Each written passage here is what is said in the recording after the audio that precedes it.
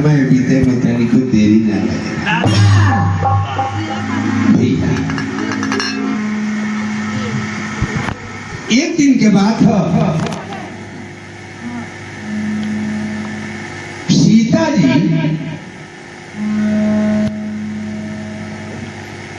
के कई के लगे गई अजा के बैठ के कुछ बात करे लगली। के कई कहली कि ये बहू लंका में गई रहलू हो। एक दिन कहली के कई सीता से बचनवा दस्तनवा तनी लंका के कहो।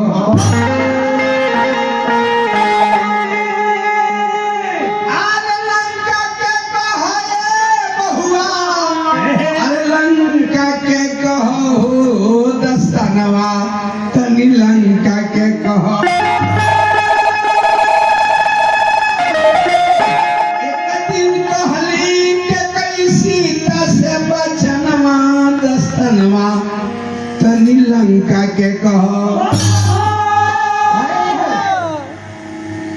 कैसन बारे वो नगरी के मर्दाय जनवा।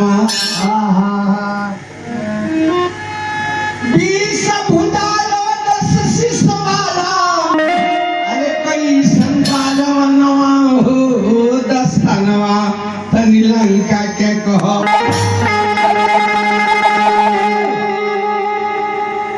कहली सीता कहाँ ले करी ओ नगरी के बखनवा। ये भैया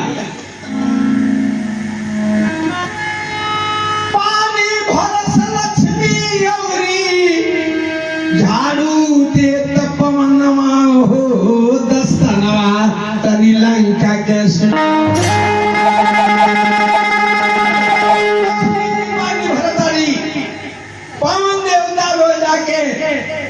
लंका के बाहर दले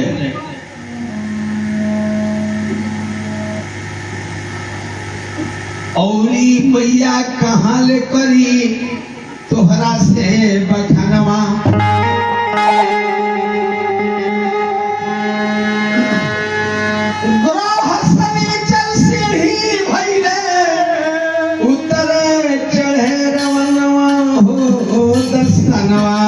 तनी लंका के सुना।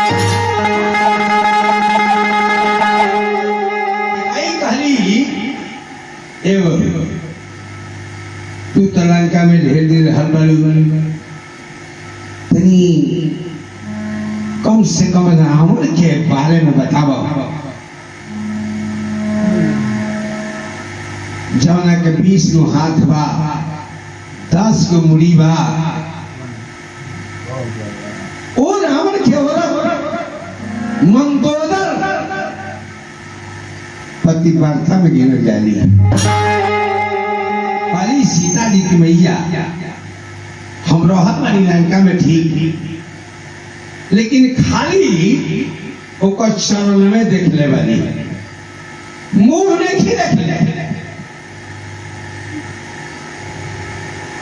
तो कहली यो काम करो चरण में के तनी चित्र है देवलिए पर बनैबू।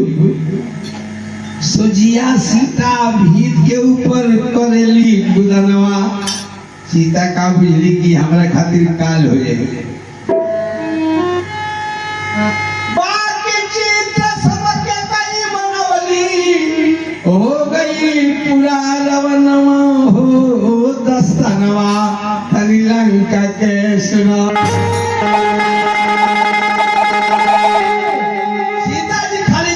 चित्र बनौली या बाकी चित्र के कई बना दली रावण के भोजन करे रामचंद्र के भेजली अपन धमनवा। जा बाबू राम से कह दी कि आज हमारा घरे भोजन करे के धामन गई।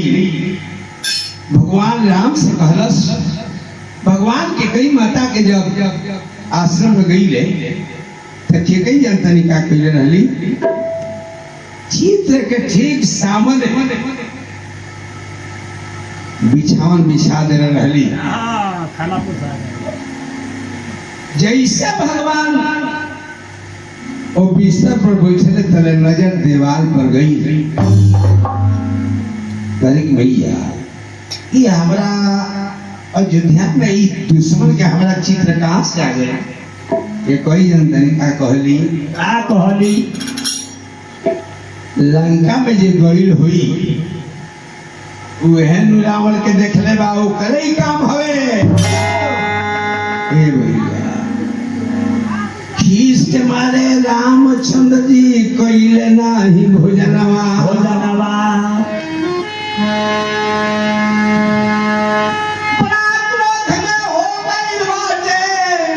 रामचंद्र के मनवा हो दस्तनवा तनी लंका के सुना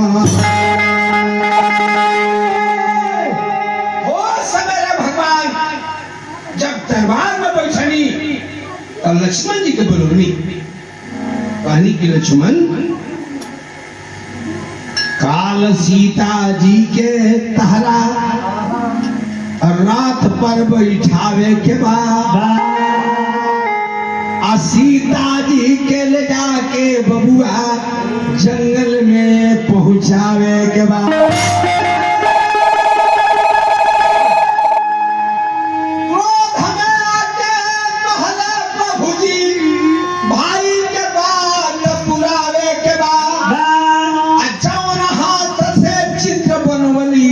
हाथ काट ले आवे। अब लक्ष्मण जी सोचे लगले कि जेकरा के आज ले हम माई समझली। लक्ष्मण जी पूरा रामचरितमानस उठा के देख ली कहीं सीता जी के भौजी कहल बेरा कहीं बिहारवा जितना गोनिहार बारे जितना गीत गावतर सब भौजी पर गावतर सब भौजी पर गावतर सकी जो खाता वाला मोटेवरा उठानी से रोटी बोल के आ बाबूजी के पथानी में छोड़ के नहीं तो बाबूजी को उठानी में से दिया हो तो बाबूजी टाइट हो जाए। अच्छा ए भैया देख भगवान के बात सुन के लक्ष्मण जी के बड़ा दुख भई कहे कि भैया का कहनी रहुला हमरा से भगवान कहनी कि लक्ष्मण अगर हमार बात ना पुरैबा सीता जी के लेकर जंगल में ना जइबा तो हमार मुंह देखे ना पैबा। देखी भैया लक्ष्मण जी वहां से चल गए कहा शंकर जी के मंदिर में जाके शंकर भगवान के लिंग पकड़ के रोवे लगले आ कहले आकि यदि हम लंकावा में मर जईती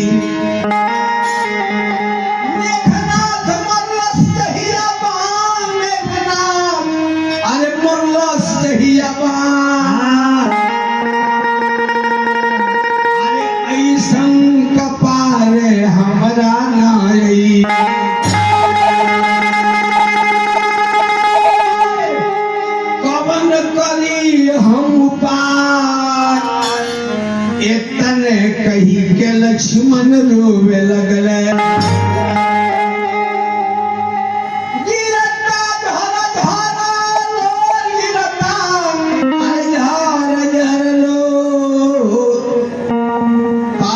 समय शंकर जी पर कट भई बबुआ सुन बात मोर तुहार दोष कौन नहीं है बबुआ। समय में शंकर भगवान प्रकट हुए आ कहले कि बाबू लक्ष्मण रोवा मत तुहार में कौन दोष नहीं है।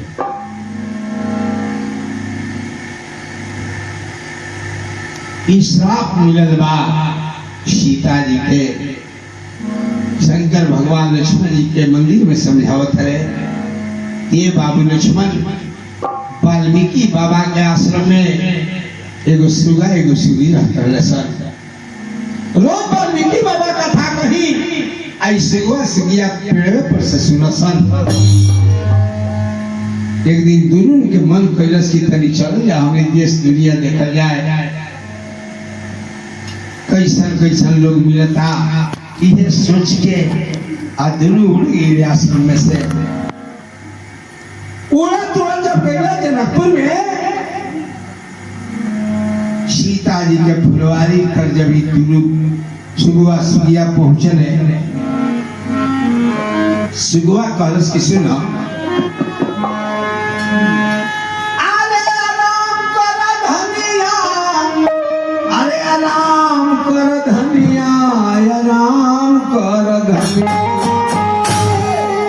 अरे प्यारी हो सुगिया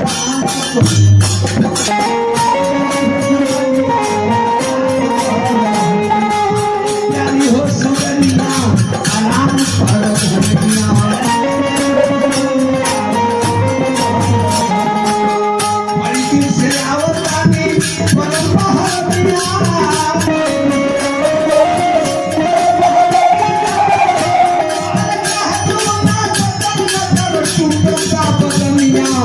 आराम कर धनिया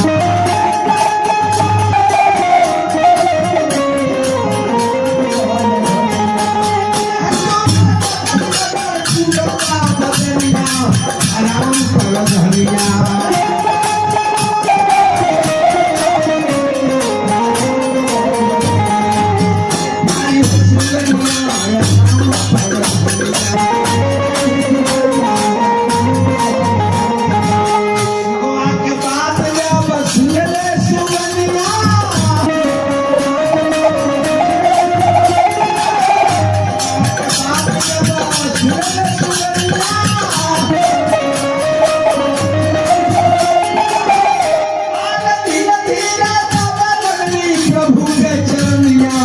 आराम कर धनिया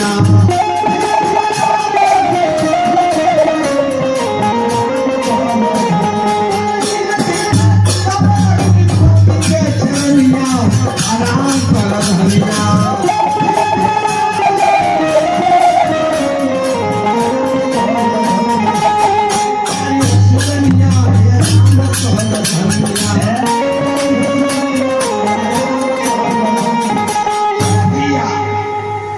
समय में सीता जी सखी लोग के संगे फुलवारी में घूमे खातिर जब अली सुगवा जब देखल सीता जी के तो कहलस की देखा हो दे घूमतारी सिया जी बबुनिया दे घूमतारी अरे हसिया बनी है एक दिन अयोध्या आराम कर धनिया सुगनिया कहती जब ऐसा बात बा हे स्वामी तरी चले के कम से कम चरण छुके आशीर्वाद तली हो जाए तूने छुए गई ले जब सीता के चरनिया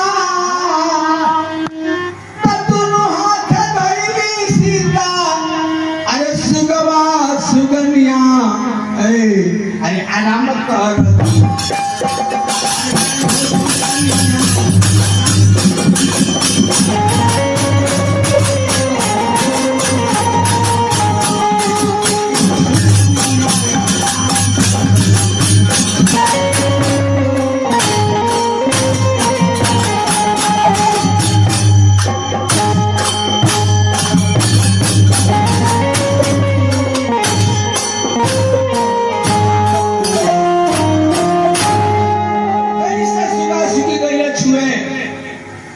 सीता जी दोनों हाथवा से सुगवा के सुगनिया धक आ कहली कि फिर से सुनाओ आपन बोली का अपना जुबान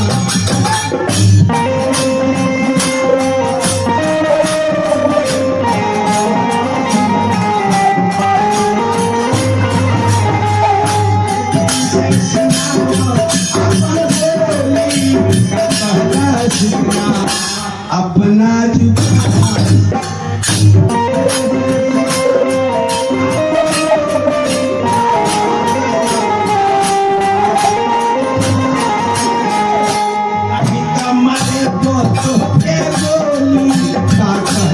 सुना अपना जुबान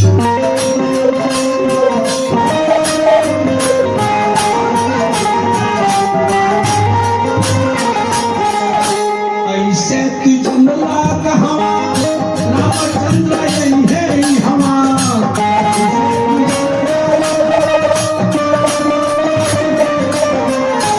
ऐसे तू जमला कहाँ रामचंद्र यही है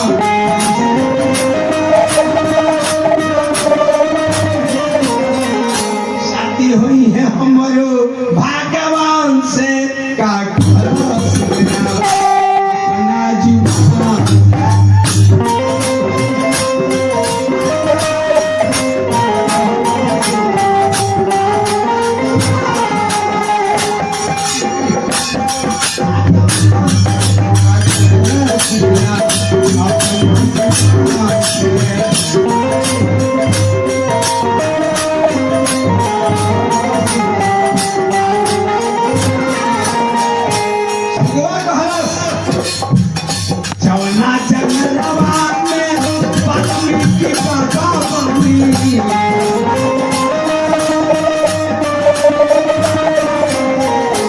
वही जंगलावा में रहिले संतुनो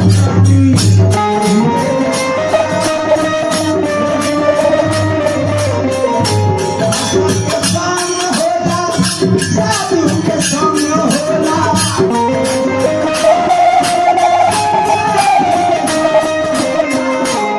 पानी बाबा के जुबान से हरि सीता सीता हमरो जुबान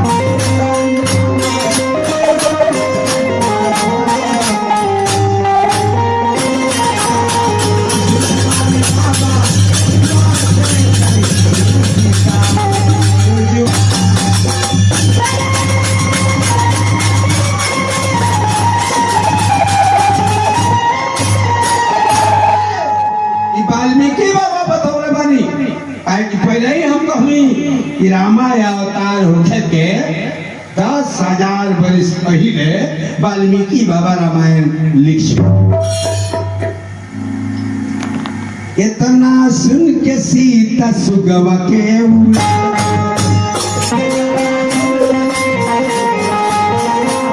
इतना सुन के सीता सुगवा के उला दी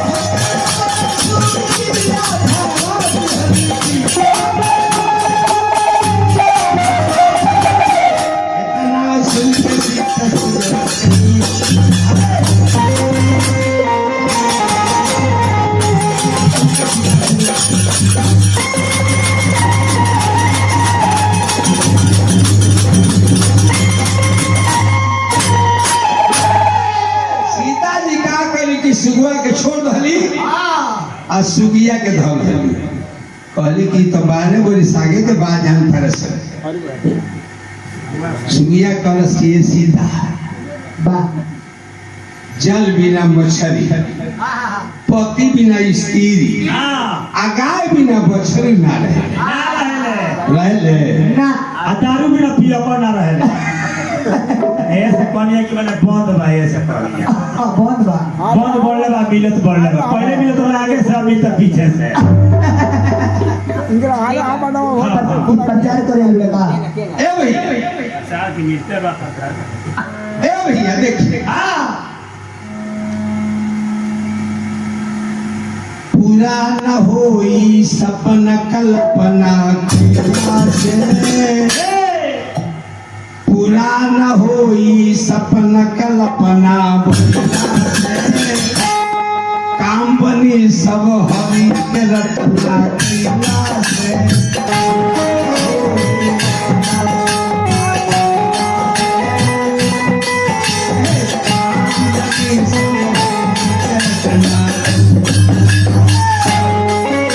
नदिया बही आई बाकी सागर जाके समाई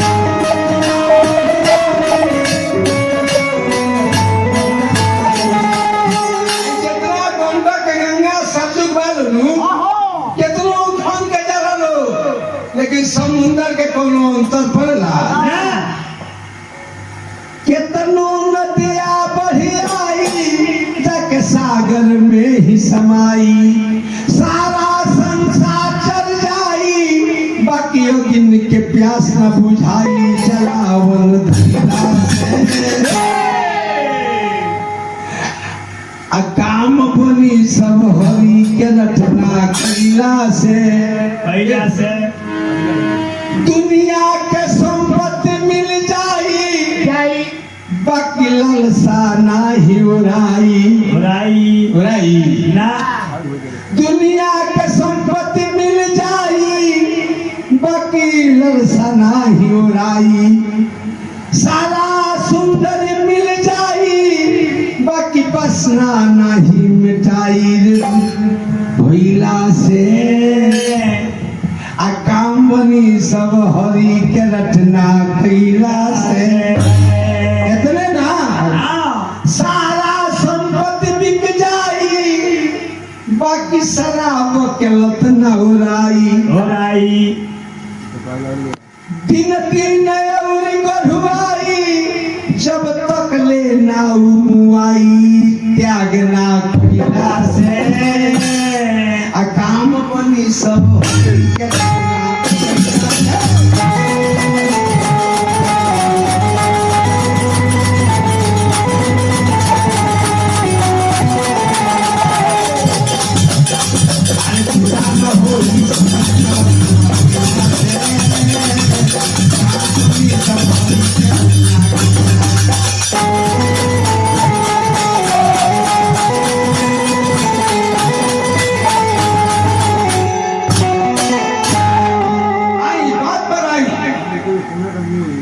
कहला सुबिया के सीता ये हमनी के दोनों प्राणी में विषो काहे डाला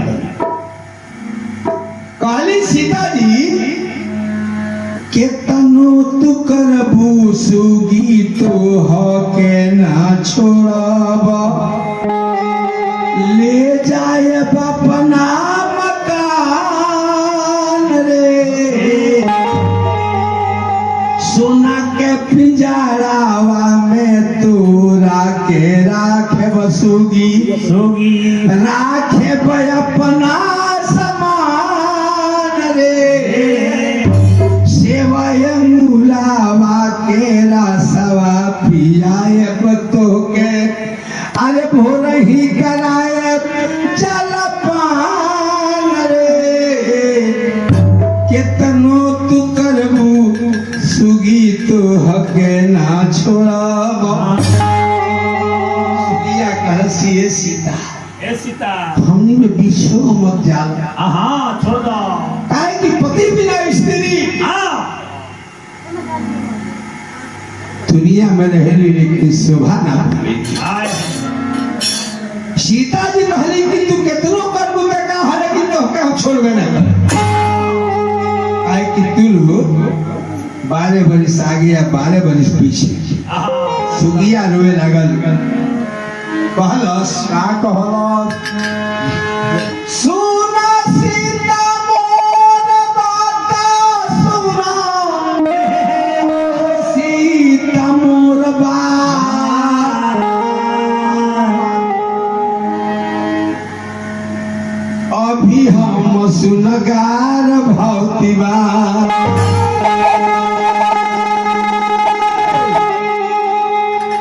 हनु पीछो हाथ डाल जही आयो जुतिया गारा भावती हो खबर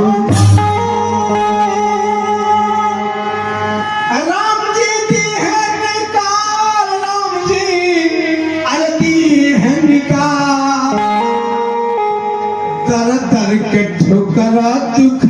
सीता आने मानवतिया हमार इतने कही के सुखिया मर गई सीता रहली पछता सीता रहेली पछता इहे कही के सुगिया मर गई सुगवा कहस ये सीता का कर रहलू तू हमनी दू आदमी में विषो कर रहलू जैसे हमारा सुगिया के छीन रहलू अरे तहरो छीन ली है राम जहिया तू अयोध्या गर्भवती हो खबर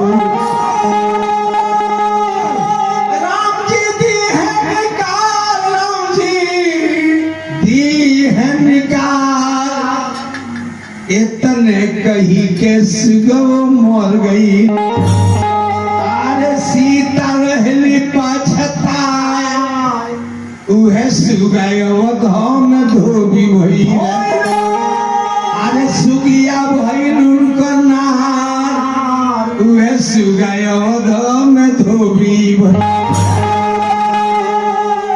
ए बबुआ लक्ष्मण तारा भैया के जो ड्यूटी दूध तो के दिया तो भला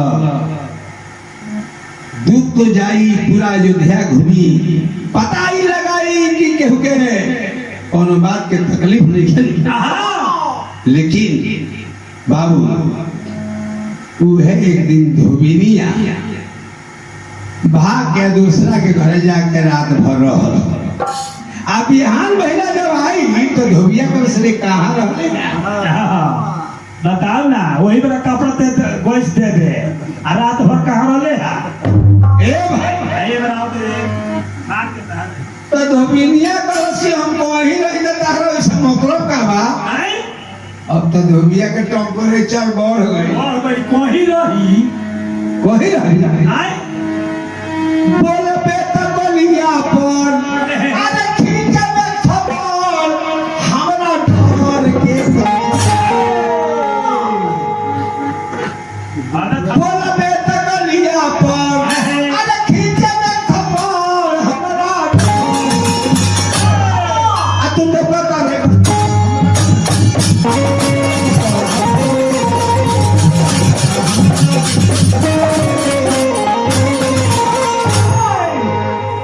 जवाना सीता के रावण अरे रखला से अपना घर हमरा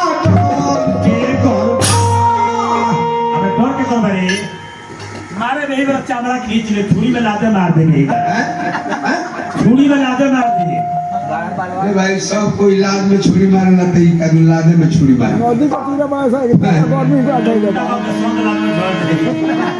जवाना सीता के रावण रावण अरे रखला से अपना घर हमरा राम जी रखले अपना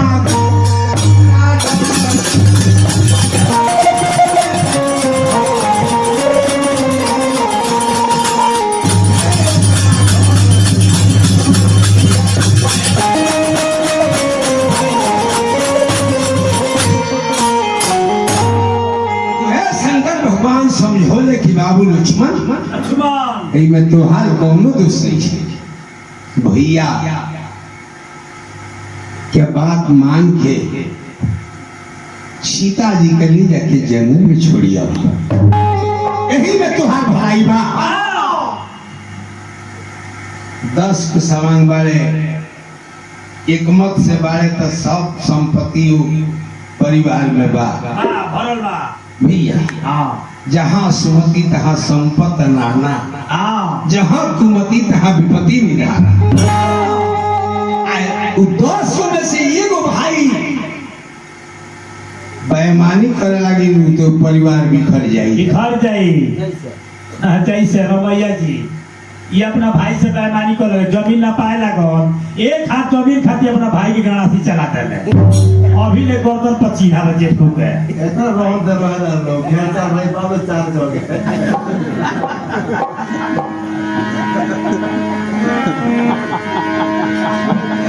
ए भैया देखिए,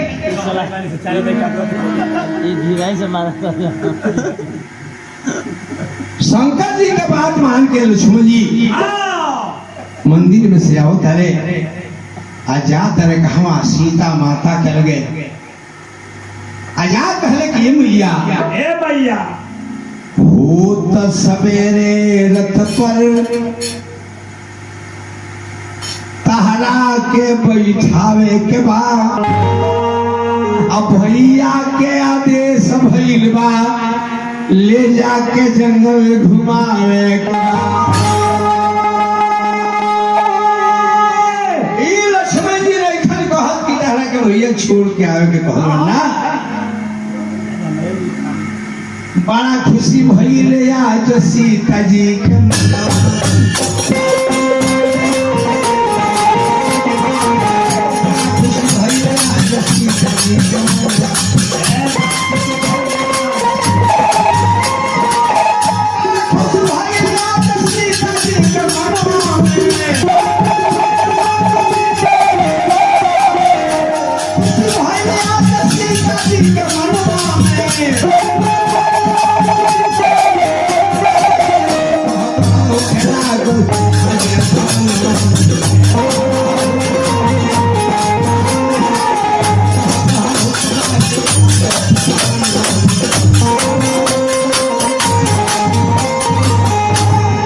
सीता जी बड़ा खुश हो गई कि चला जंगल में चल के ऋषि महर्षि से दर्शन करे।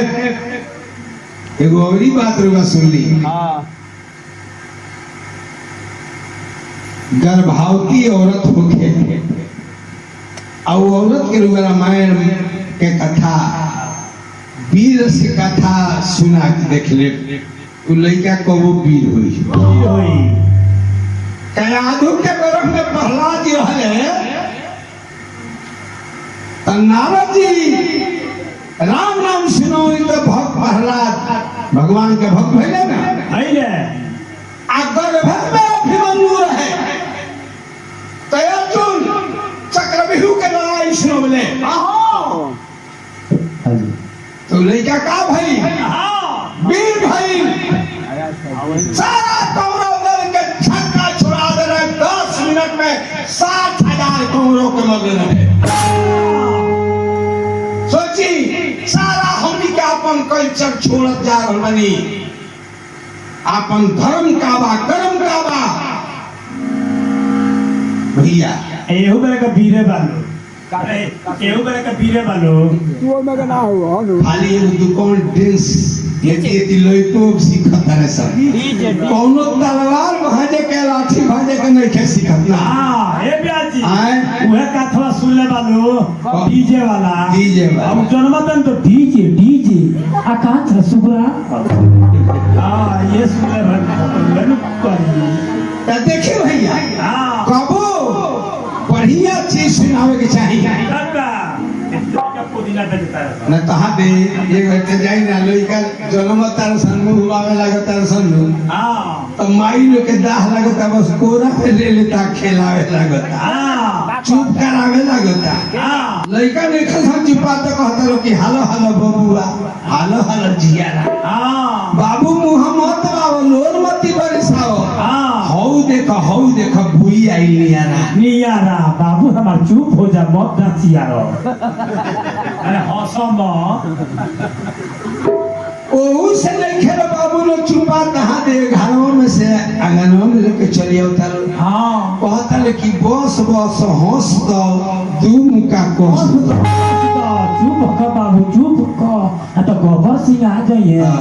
वे बाबू जे हड़कपता रे कहियो वीर शिवाजी या महाराणा प्रताप ना हुई है। ओहू से बाबू ने खजी पाता गाना में द्वार पर के चली होता लो कहता कि उरू उरू आई कुकुर दूर हाँ अतल लइकवा के माई के जो लइकवा के बाप की ओर पड़ता पड़ता लइकवा के बाप नार पर बैठल बड़े हाँ आ लइकवा के माई जब देखते तो कहते कि हऊ देखो बैठल वाला हमारा हमारा देखी तो अंतर बा भैया सबका अंतर बा लामर खा ये कलयुग है सारा आई करे लोग के उल्टा हो गई बा सारा परे गेहूं बिकाता 16 रुपया किलो तक केहू माल के नहीं खेखिया ये भी अच्छी है से केहू ने खलो किया कि भोसिया छेड़े लगी माने गोबर टाइट ना हुई आ चोकरवा वाला नु तो मिल से आवेला अच्छा।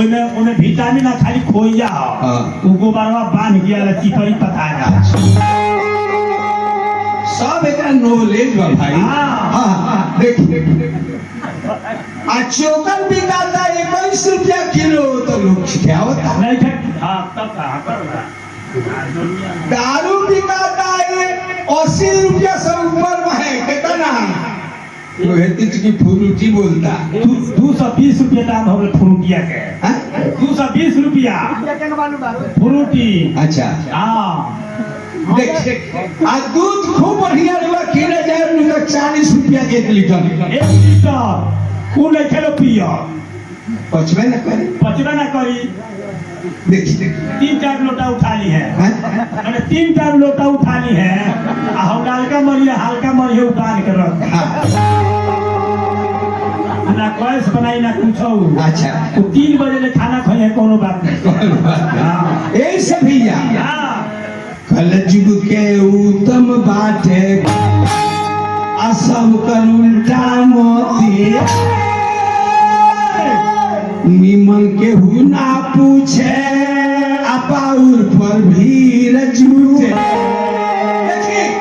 निमन के सभा लोग बाउल बुझता उनका रहे बरनी सब को सुन पाए ऐने लक्ष्मण जी ओ सवेरे रोज सजा के लिए होता है आ सीता जी के रथ पर बैठा लेता है अब बैठा के रथ के लेकर अयोध्या से चल रहे सीता जी जा रहल बारी लक्ष्मण जी के संगे रथ पर बैठ के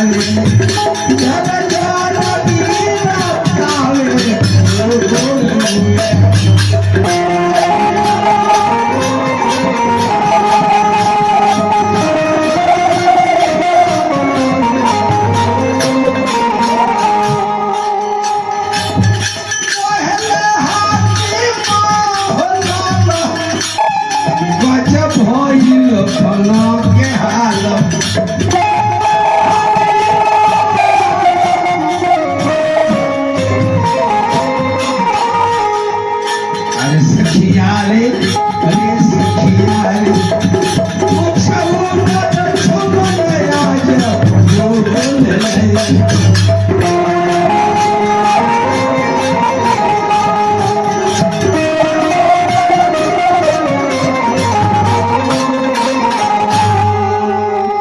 भैया लक्ष्मण जी जब जंगल में लेकर सीता जी के चल गई रे, कुछ बोलत नहीं खन। सीता जी के मन में कुछ शंका होने लगल कि आखिर बोलत काहे नहीं, का बात बा? कहे कि बाबू का बात बा, काहे नहीं बोलत, काहे नहीं कुछ कहा? तन तकवा हमरा ओरिया। लक्ष्मण जी जब सीता जी को तकल है तो झरझर आंख से लोर गिरे लागल। सीता जी कहे कि बाबू आखिर बात का बाकी होता बा? काहे रोता बाबू? का बात बा?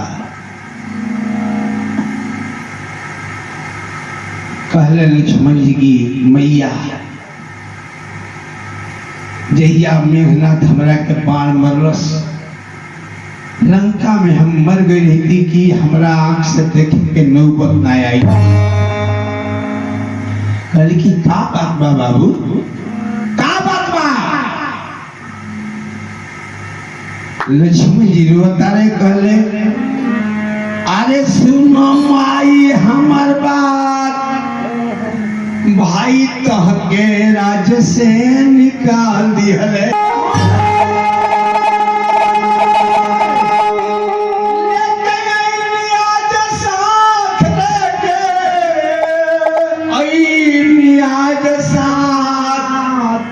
जौन हाथ चित्र तू बनवले बारू, अरे काट के मंगले बार हाथ, जौन हाथ चित्र के बनवले बारू। सीता जी की बाबू रो मत हमार बाबू, ई विपत केहू के नहीं छोड़ ले, केहू के नहीं छोड़ ले। सुना, दुख सुख संगे होला, दुख में जे घबरा जाला वो इंसान ना कहला। आज से 60-62 पीढ़ी पहले, आज से 60-62 पीढ़ी पहले विष्णु के नाभि कमल से ब्रह्मा के उत्पत्ति रहे। ओ ब्रह्मा के 16 गो पुत्र भइले, जौन 16 ब्राह्मण पहिले, जिनमें 3 जना उत्तम भइले, गरग गौतम सांडिल, 13 जना मध्य भइले। वही 16 गो ब्राह्मण से 16 गो गोत्र चलल।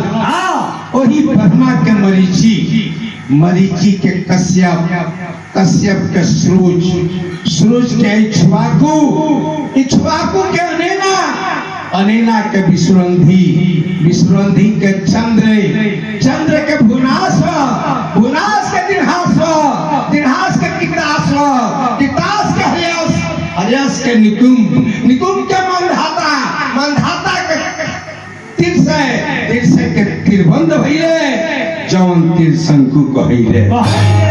वही तिरशंकु के बेटा हरिश्चंद्र भइले, जे सत खातिर काशीपुरी में जाके भी कहिले। ओ हरिश्चंद्र के रोहितास, जेकरा के फुलवारी में नाग नसलस, ओ रोहितास के हरित के चम के सुदेव के वसुदेव के भालू के ब्रिक के बाहु के राजा सगर रहले, जेकरा 60,001 बेटा रहले, जौन की कपिल मुनि के श्राप से 60,000 जल गई है। उनके लोग के तारे खातिर गंगा जी के जरूरत पड़ल। असमान रहले, गंगा जी के लिए आवे के कोशिश के लिए ना आई। असमंजस महीने उहो ना दिले, दिलीप महीने उहो ना दिले, तब भगीरथी भइले, जौन की धरती पर पतित पावन गंगा जी के लेके आई। भगीरथी के स्रोत के नाव के सिंधु द्वीप के खंबान के पीठ के पूसा के दशरथ के दीर्घायु के दिलीप के रघु के अवज के राजा दशरथ, और वही राजा दशरथ के 4 भाई बहिन। तहरे खानदान की बात है बाबू, तहरे खानदान के बात। अरे तहरे खानदाना में और चंद्र राजा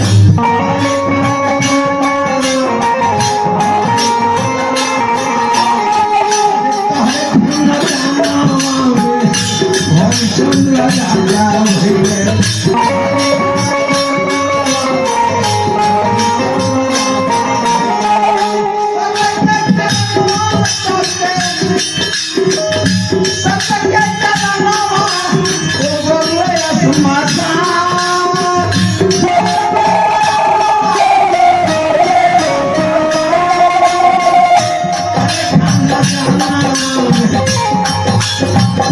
ऋषि दधीची भइले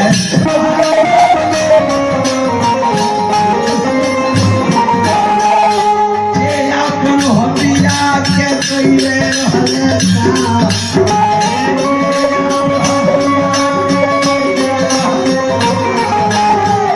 जे अपन हबिया के कइले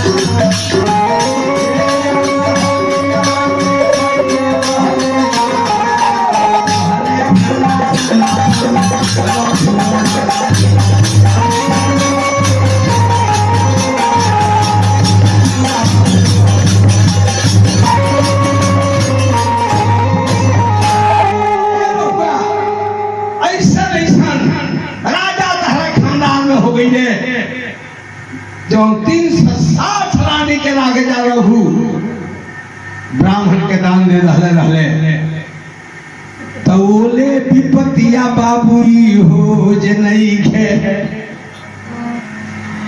बबुआ लखन सुन बतिया हमार ओले विपतिया बाबुई हो जे नहीं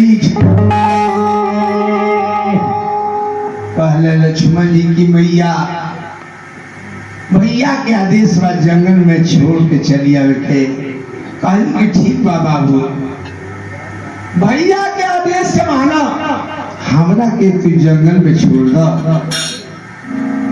तो कहली कि भैया तुहार हाथ काट के मंगले बने जाओ ना हाथ से तू रावण के चित्र बनवले बनी सीता जी रथ से उतर के एगो अशोक के गाछ रहे वही जाके बैठ के रोए लगली कि हे अशोक तू लंका गढ़ में हमके दिहलो सहारा ओ कराले आज भी पतई हो पर गई लिहा का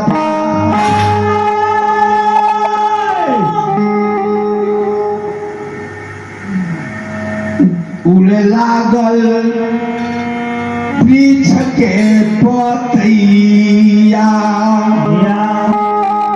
अरे उड़ी उड़ी गइल वृक्ष के पतैया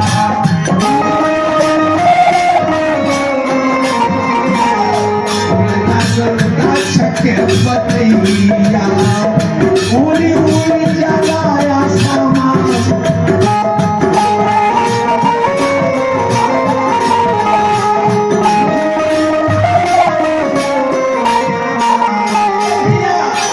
सीता जी गाछ के लगे बैठ के झंझर बड़ी हाल विधाता कहिलो विपत्ति दिहलो भारी पति हमरा के भेजले जंगल मझारी चालू लगता की ही पाना केहू नहीं लौकेला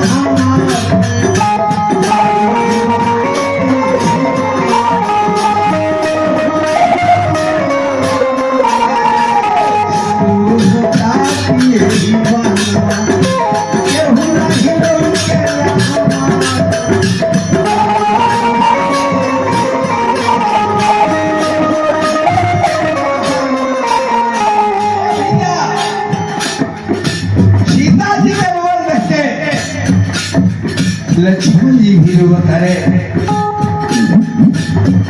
सारा देवता को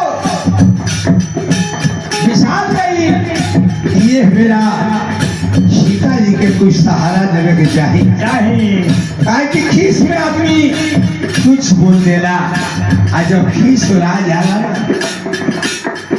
तब ओकरा ई बात बुझाए लगेला। विश्वकर्मा के बना के देवता लोग कहल कि रुआ चल जाई जंगल में, आ जाके सीते सन हाथ एगो बना के लक्ष्मण जी के दे दिया जाए। तने में वही विश्वकर्मा, तने में वही विश्व सुंदर एगो हाथ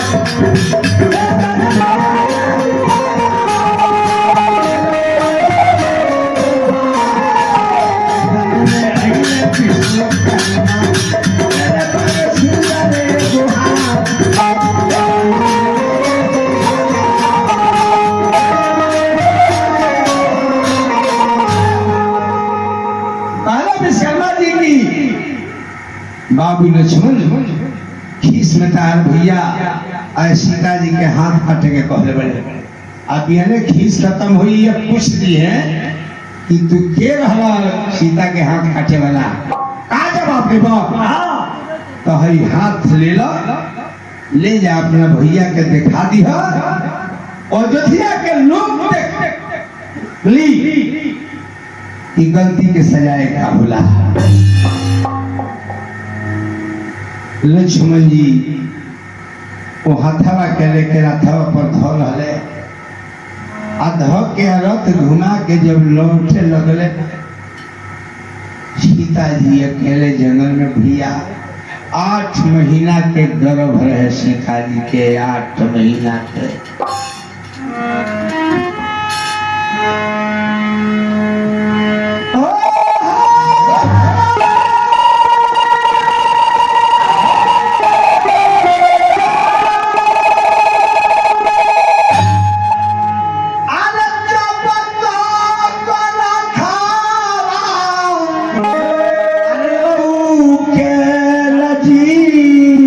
सीता जी आकली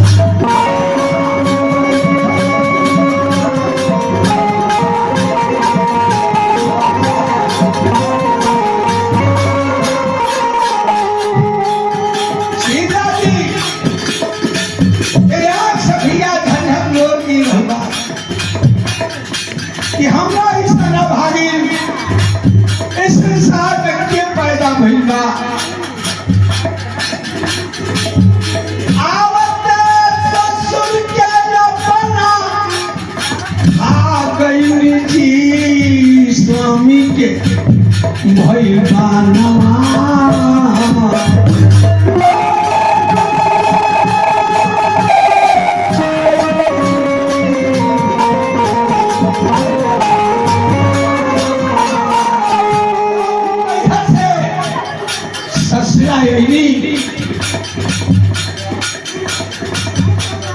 पति देव के हमरा वनवास हो गई, ससुर के हमरा मौत हो गई। हमरा ऐसन केहू नाया भागिन भाग्य जी, ए हमरा ऐसन केहू ना भागिन भाग्य जी, एकर करियो बना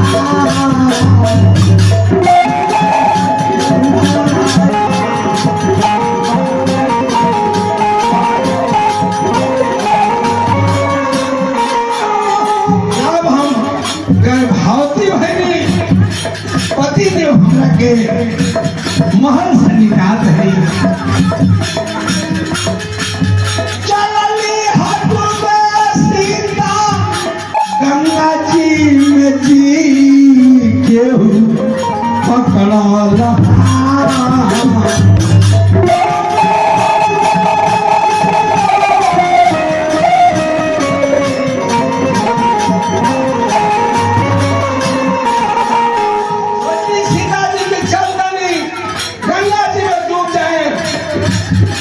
संसार से उड़ा जाए भैया। जैसे कहने की पहाड़ पर चढ़ के गंगा जी में कूद जाई,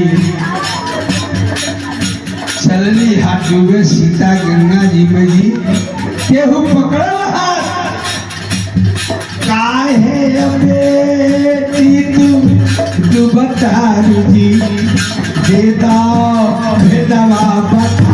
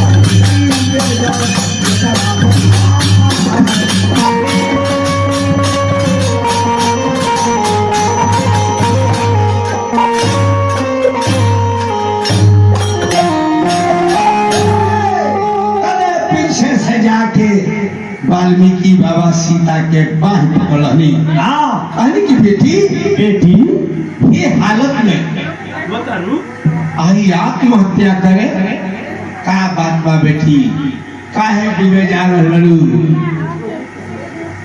सीता जी सारा बात शुरू से लेके अंत तक ले बाबरे हाला मत करलो। यदि हो ना माटी के तेल कोटा उठे लगो ए भैया सारा बात सीता जी बतौली। वाल्मीकि बाबा कहनी की बेटी अगर ये बेरा तू डूब जाइबू तो ये हमारा रामायण लिखल बेकार हो जाई।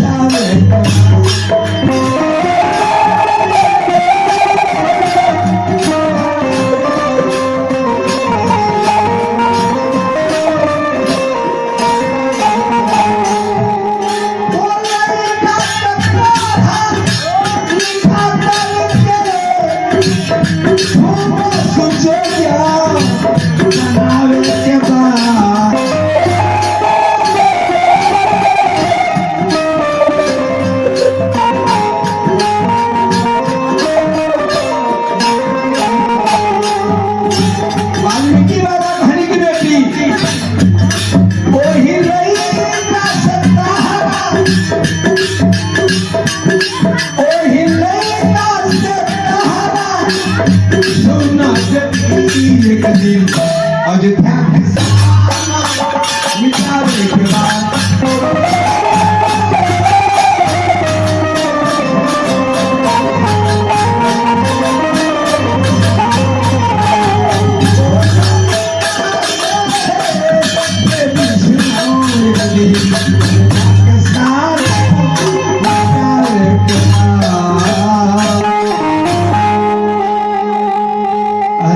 चला चला बेटी चला हमारा या सारा मामा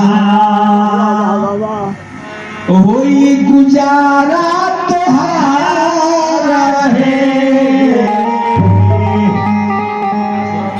लेके आसरा मोआ मुनि अइलन संगा मनवा में खुशिया वाल्मीकि बाबा सीता जी के बुला के लेके अपना आश्रम में गई सीता नाम बदल के वन देवी रखले वन देवी आ सीता जी के काम मिलल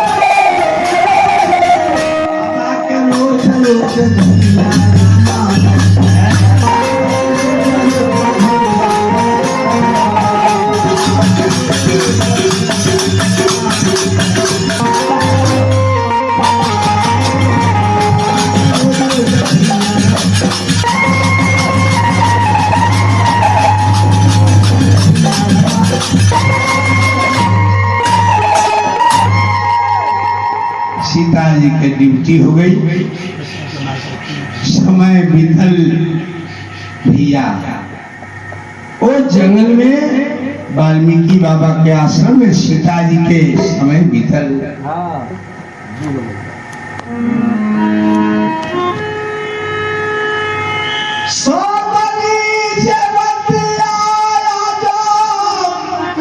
बीती गई भोरा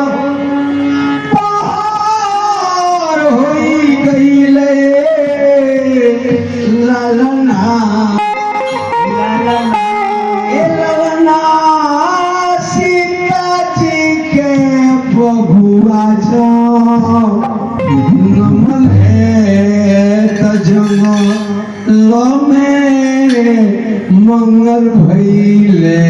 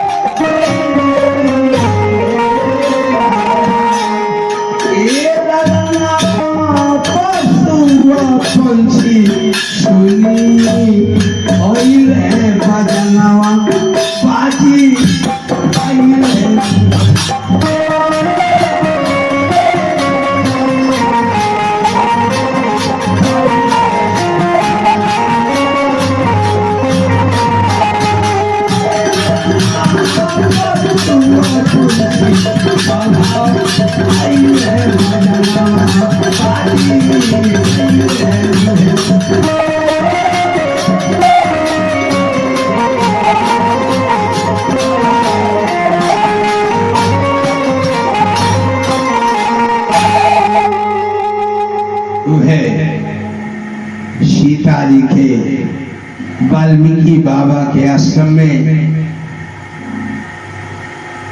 बबुआ के जन्म भई।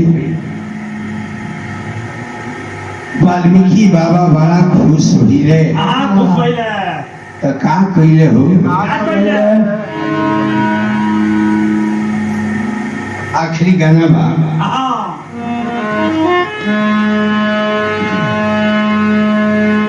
जंगला से दूरी लकड़ी, जंगला से दूरी लकड़ी, हाथी हथुनिया आहना,